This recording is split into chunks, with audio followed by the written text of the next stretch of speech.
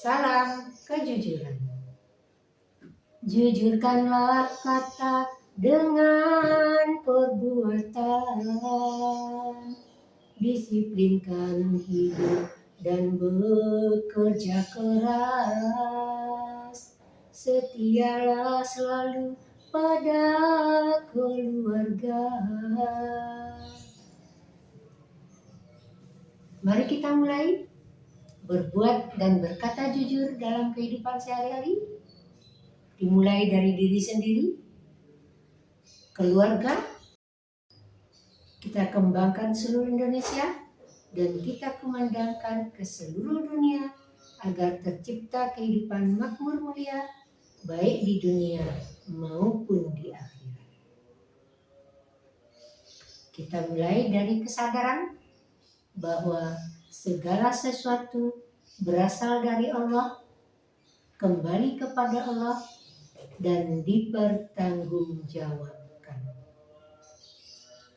Sekecil apapun, walaupun sebesar biji sawi, perbuatan kebaikan dibalas oleh Allah. Walaupun sebesar biji sawi, perbuatan ketidakbaikan akan dibalas juga oleh Allah. Tugas kita hanyalah tunduk dan patuh melaksanakan semua perintah Allah dan meninggalkan semua larangannya, agar menjadi hamba yang berserah diri secara totalitas hanya kepada Allah. Mari kita mulai menjadi hamba Allah yang berserah diri, pasrah hanya kepada Allah. Alhamdulillah, hari ini 19 Desember 2025 masih diberi kesempatan hidup dan menjalankan kehidupan. Hari ini berbelanja untuk kebutuhan. Ya. Ini beli plastik ukuran besar.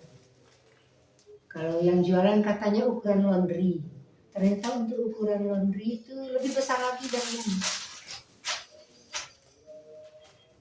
Cuma saya pilih yang di bawahnya, lebih kecil dikit. Untuk laundry juga. Laundry bukan. Untuk membungkus barang benda-benda yang agak besar. Segini nih 14.000. Kalau telur naik ternyata, kemarin masih 14.500.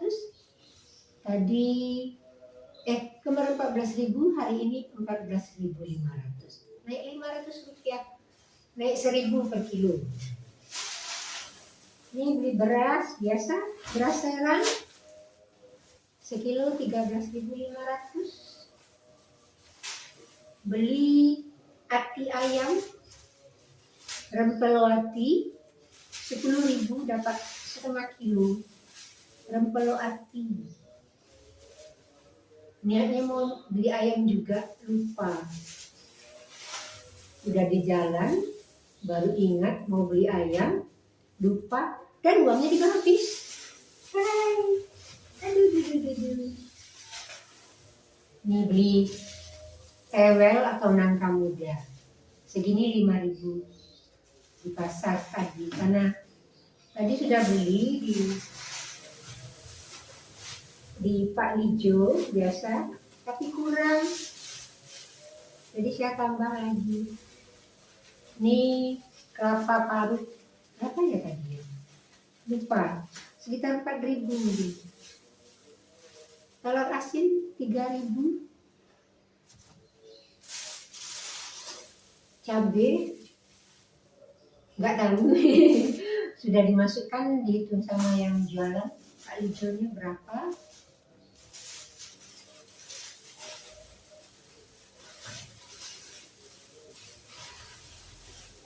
Terus beli ini apa? Ubi jalar ubi jalar atau ketela rambat sekilo. Sekilo berapa tadi? 4.000. 4.000 ke 6.000 ya? Lupa. Soalnya ada dikumpulkan jadi satu. Segini Pak. Terus dihitung orangnya. 6, 4. Langsung itu tambahkannya berapa gitu. Jadi langsung total. Di totalnya tadi tuh 17.500. Lupa daun jeruknya. Sampai yang jatuh. Ini daun jeruk dari Pak Lijo yang jualan. Gratis. Ini segini 3.000. Nangka biasanya udah potongan tapi habis saya udah dibeli orang. Akhirnya saya beli lagi di pasar ini 5.000. Jadi kan 1.000 beli nangka.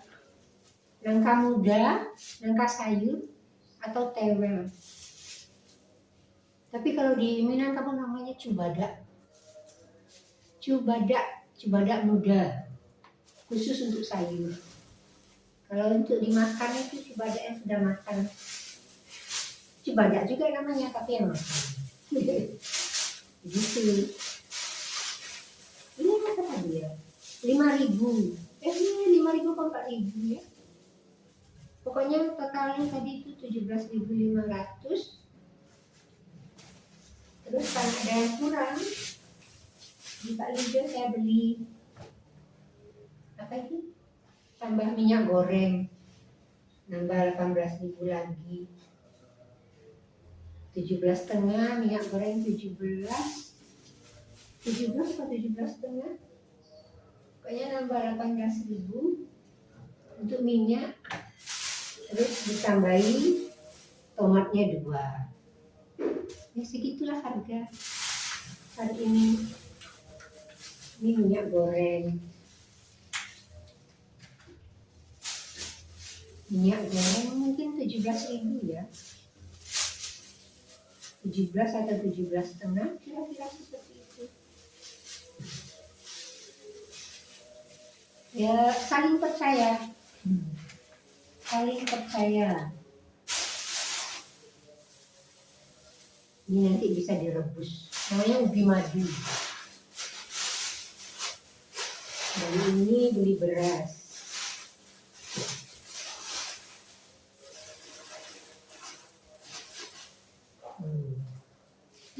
Beli beras. Serang ya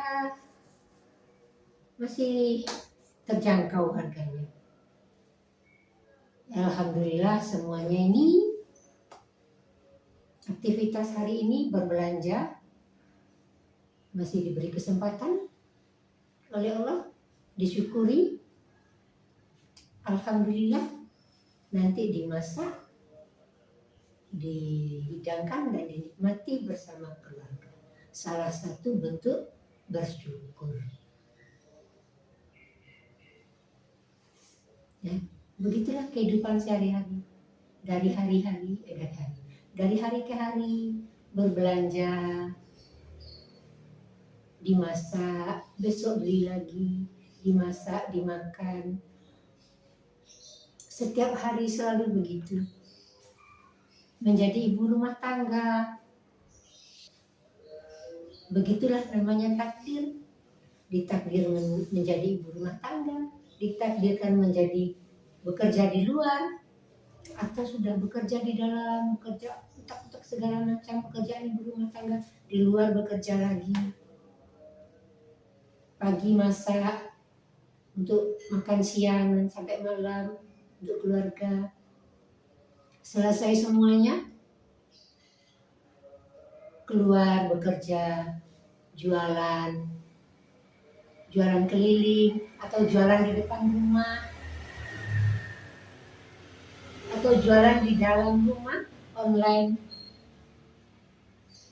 Berbagai macam profesi.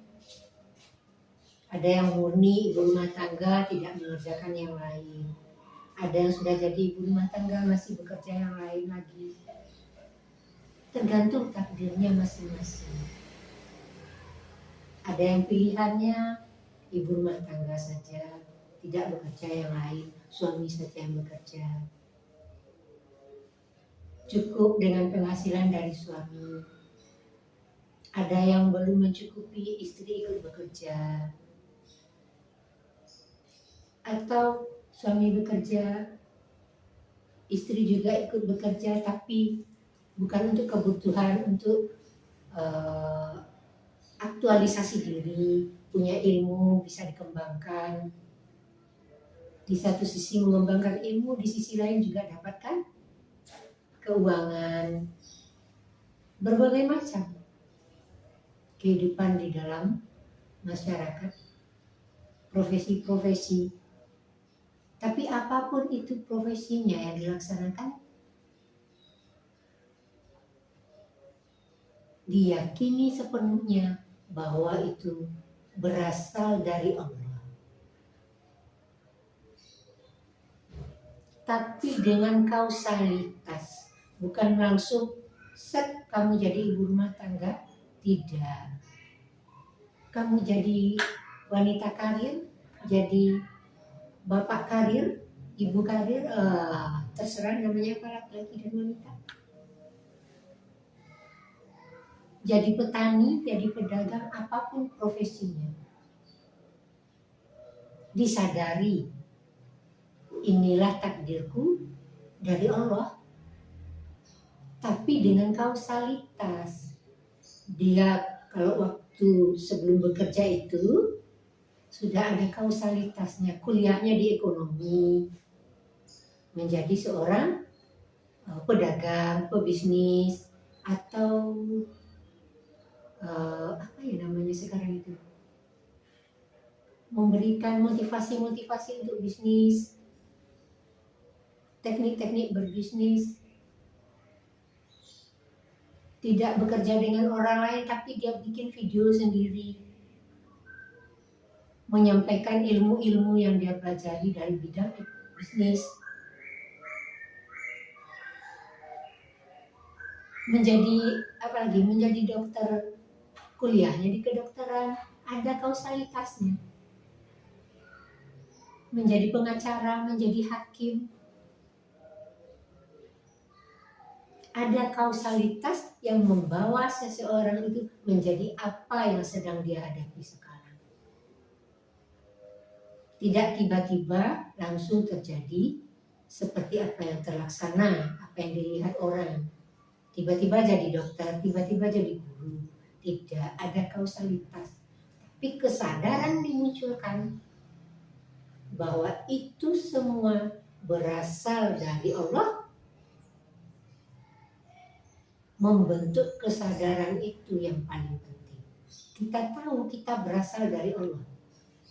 Kita tahu aktivitas kita sehari-hari, amal ibadah kita sehari-hari, kejadian apapun yang terjadi pada kita, didasarkan semuanya kepada Allah. Dari Allah semua berasal, dan kepada Allah semuanya kembali. Dan kita melaksanakannya, berproses melaksanakan takdir itu apapun, hanya dengan tunduk dan patuh kepada Allah.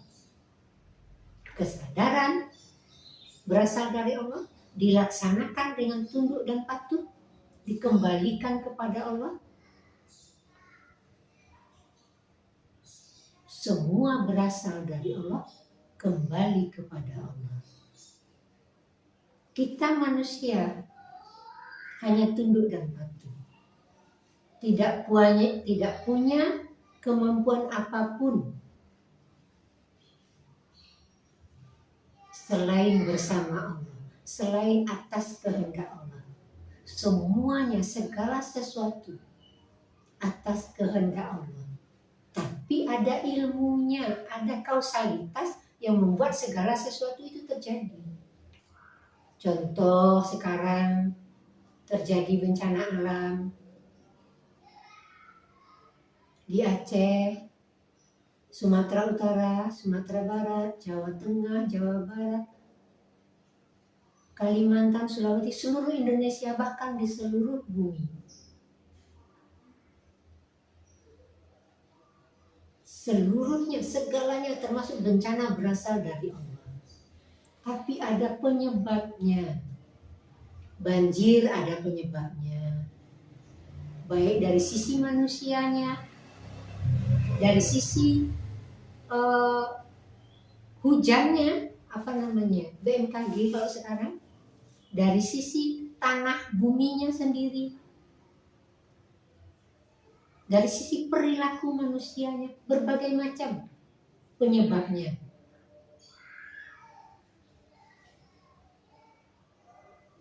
Sehingga kita ketika hal itu terjadi, kesadaran yang muncul, ya Allah, aku percaya sepenuhnya bahwa ini berasal darimu. Tapi dengan kejadian seperti ini, semoga bisa merubah kami, ada hikmah di balik kejadian ini, memberi kami kesabaran, ya Allah, menghadapi bencana ini. Kesabaran atas hilangnya keluarga, kesabaran atas hilangnya penghasilan pekerjaan, kesabaran atas hilangnya tempat tinggal.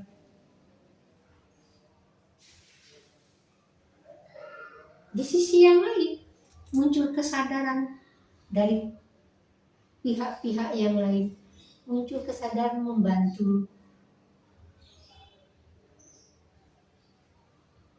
memberikan bantuan berupa tenaganya sendiri kah, berupa pemberian materi, makan, minum, pemberian tempat tinggal sementara, atau mungkin tempat tinggal permanen. Lalu disampaikan penjelasan ilmu-ilmunya, Bapak Ibu sekalian, bencana alam ini terjadi karena satu, tempat tinggal kita seperti ini, kondisinya, buminya, tanahnya. Kalau di daerah lain misalnya ada namanya tanah bergerak, tiba-tiba tanahnya longsor dengan sendiri, atau tempat tinggal rumahnya tiba-tiba ambles masuk ke dalam rumahnya, tenggelam ke dalam bumi sebagian atau keseluruhan, ambles. Ini karena kita salah dalam menanam pohon. Harusnya pohonnya ditanam sebelum ditebang, ditanam dulu, atau seperti apa menurut tata cara penanaman hutan, bidang pertanian, kehutanan. Berbagai macam disampaikan ilmunya. Kita harus menanam ini, namanya reboisasi. Ketika hutan A mau ditebang pohonnya, memang sudah saatnya untuk ditebang. Nah, ditanam dulu bibit baru, atau begitu ditebang langsung ditanam lagi. Berbagai macam istilah namanya. Masyarakatnya juga begitu. Diajarkan, dikasih pemahaman tentang tanaman, tentang pertanian, tentang pengolahan tanah, tidak sembarangan, atau apapun untuk lingkungan tempat tinggal. Hikmah-hikmah dari bencana, dan menyadari hal yang seperti itu, terjadinya bencana, tahu itu dari Allah, tahu sebab-sebabnya, dan tahu solusinya. Itu namanya munculkan kesadaran. Paling sering kita melihat kalau sudah bencana, apalagi bencana yang berat sekali sampai menghilangkan nyawa. Zaman sekarang, bencana detik ini langsung terekam, bisa divideokan, masuk di media sosial. Siapapun yang saat itu bisa melihatnya, menontonnya.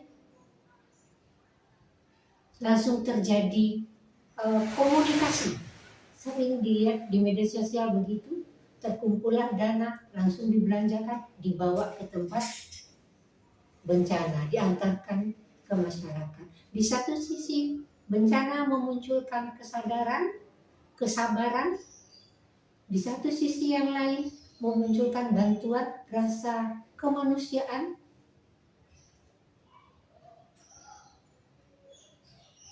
Apalagi kita sering disebut di Indonesia itu cepat sekali orang-orangnya bergerak. Dan bisa kita saksikan di media sosial. Cepat sekali pergerakannya. Ada bencana di tempat A, tidak sampai 24 jam, langsung datang bantuan fisiknya, orangnya, atau dengan benda-benda yang dibutuhkan sekalian.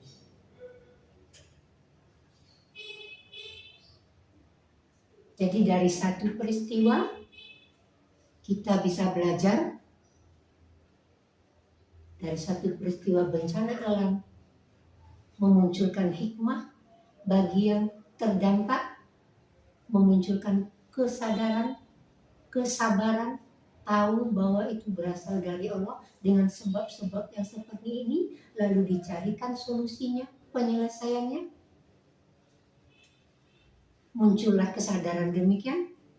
Ya Allah, semoga kalau ini atas kesalahan kami terjadi bencana ini, mohon ampun ya Allah, dan tidak akan kami ulangi lagi, dan akan kami bangun kembali, hidup normal, bangkit dari bencana,